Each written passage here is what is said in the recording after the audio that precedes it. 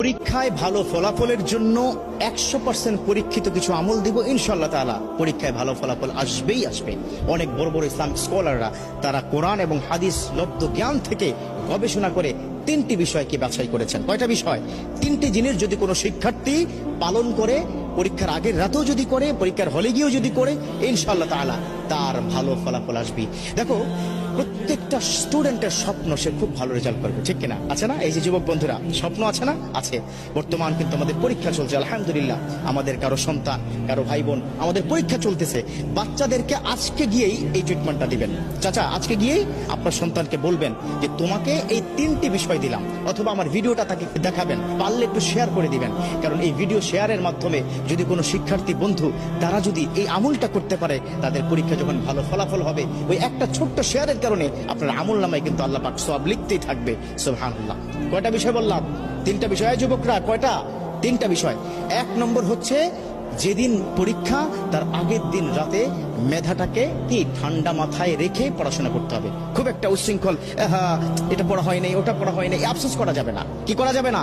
আফসোস করা যাবে না। ঠান্ডা মাথায় বই নিয়ে পড়তে হবে সাজেশন অনুযায়ী, ঠিক আছে? তবে তাড়াহুড়া করা যাবে না, গভীর রাত পর্যন্ত জাগা যাবে না। 2 নম্বর হচ্ছে, আল্লাহর প্রতি সর্বোচ্চ তাওয়াক্কুল করতে হবে। বিশ্বনবী সাল্লাল্লাহু আলাইহি ওয়াসাল্লাম তিনি কিন্তু এই বিষয়টাকে খুব বেশি পরিমাণে গুরুত্ব দিয়েছেন। আর আল্লাহ পাক নিজেই তো বলে দিয়েছেন, ওমা ইয়াতাওয়াক্কাল আলাল্লাহ ফাহুয়া হাসবুহু। Those the people are depend on almighty, Allah is good enough for him. অতএব আল্লাহর প্রতি তাওয়াক্কুল রাখতে হবে। আল্লাহ, পরীক্ষার হলে কালকে যাব, আল্লাহ তুমি পরীক্ষায় প্রশ্নগুলো কমন করে দিও, প্রশ্নগুলো কমন করে দিও, প্রশ্নগুলো কমন করে দিও। এটা 2 নম্বর। আল্লাহর প্রতি তাওয়াক্কুল রাখতে হবে। আল্লাহর কাছে চাইলে আল্লাহ ফেরত দেন না। উদউনি আস্তাজিব লাকুম। আল্লাহ পাক নিজে বলে দিয়েছেন, ও আমার বান্দারা, ও আমার গোলাম, ও শিক্ষার্থীরা, আমাকে বলো, তোমার সমস্যার সমাধান করে দিব, তোমার ডাকে আমি সাড়া দিব। সুবহানাল্লাহ। চাইবেন কার কাছে? আল্লাহর কাছে। আজকে গিয়ে সন্তানকে বুঝাবেন, বাবা পড়াশোনা যাই করো না কেন, তাওয়াক্কুল করবে কার উপর? আল্লাহর উপর। 3 নম্বর, এই 3 নম্বরটা একটু লম্বা, বাট এই আমলটা কিন্তু করতে হবে। 3 নম্বর আমলটা হচ্ছে, তুমি যখন পড়তে বসবে তখন রব্বি জিদনি ইলমা এটা পড়বে।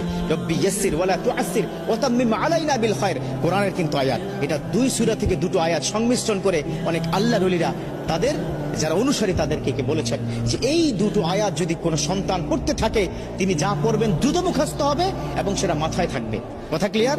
রব্বি জিদনি ইলমা রব্বি ইয়াসসির ওয়ালা তুআসসির ওয়া তাম্মিম আলাইনা বিল খায়র। এটা পড়তে হবে পড়ার আগেই, এবং সকালবেলা ঘুম থেকে উঠে মেন্টালি ফ্রি থেকে একদম ফ্রেশ হয়ে উজু করে তারপরে যা কিছু প্রয়োজন পরীক্ষার হলে যাওয়ার জন্য সেগুলো হাতে নিয়ে বিসমিল্লাহি তাওয়াক্কালতু আলাল্লাহ বলে কিন্তু ঘর থেকে বের হতে হবে।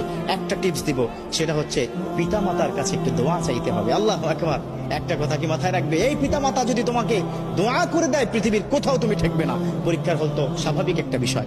এবার পরীক্ষার হলে প্রবেশ করার পরে বিসমিল্লাহ করে পরীক্ষার হলে প্রবেশ করবে।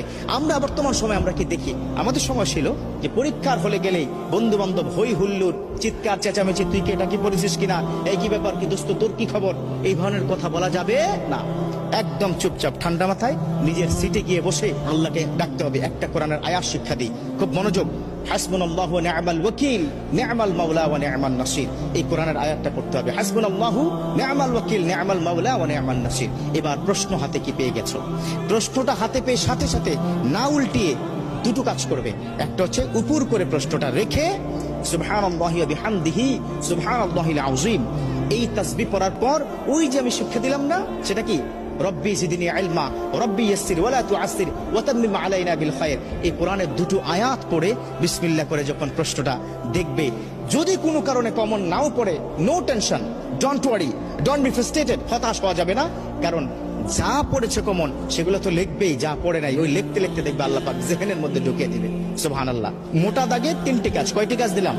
3টি কাজ দিলাম। যদি কোনো শিক্ষার্থী সঠিকভাবে এই 3টি আমল বা এই কাজগুলো সে প্র্যাকটিস করতে পারে, ইনশাআল্লাহ তাআলা পরীক্ষায় ভালো ফলাফল আসবেই আসবে। আল্লাহ পাক আমাদের শিক্ষার্থীদের এই বর্তমান চলমান পরীক্ষায় ভালো ফলাফল করে কেরিয়ার সুন্দর করে আল্লাহ সন্তুষ্টি অর্জন করার তৌফিক দান করুক। আমিন। পরীক্ষায় ভালো ফলাফলের জন্য 100% পরীক্ষিত কিছু আমল দিব ইনশাআল্লাহ তাআলা। পরীক্ষায় ভালো ফলাফল আসবেই আসবে। অনেক বড় বড় ইসলামিক স্কলাররা তারা কোরআন এবং হাদিস লব্ধ জ্ঞান থেকে গবেষণা করে 3টি বিষয়কে বাছাই করেছেন। কয়টা বিষয়? 3টি জিনিস যদি কোনো শিক্ষার্থী পালন করে, পরীক্ষার আগের রাতেও যদি করে, পরীক্ষার হলে গিয়েও যদি করে, ইনশাআল্লাহ তাআলা তার ভালো ফলাফল আসবে। দেখো, প্রত্যেকটা স্টুডেন্টের স্বপ্ন সে খুব ভালো রেজাল্ট করবে, ঠিক কিনা? আছে না? এই যে যুবক বন্ধুরা, স্বপ্ন আছে না? আছে। বর্তমান কিন্তু আমাদের পরীক্ষা চলছে, আলহামদুলিল্লাহ। আমাদের কারো সন্তান, কারো ভাই বোন, আমাদের পরীক্ষা চলতেছে। বাচ্চাদেরকে আজকে গিয়েই এই ট্রিটমেন্টটা দিবেন। চাচা, আজকে গিয়েই আপনার সন্তানকে বলবেন যে তোমাকে এই 3টি বিষয় দিলাম, অথবা আমার ভিডিওটা তাকে দেখাবেন, পারলে একটু শেয়ার করে দিবেন। কারণ এই ভিডিও শেয়ারের মাধ্যমে যদি কোনো শিক্ষার্থী বন্ধু তারা যদি এই আমলটা করতে পারে, তাদের পরীক্ষা যখন ভালো ফলাফল হবে, ওই একটা ছোট্ট শেয়ারের কারণে আপনার আমল নামায় কিন্তু আল্লাহ পাক সওয়াব লিখতেই থাকবে। সুবহানাল্লাহ। কয়টা বিষয় বললাম? 3টা বিষয়। যুবকরা, কয়টা? 3টা বিষয়। 1 নম্বর হচ্ছে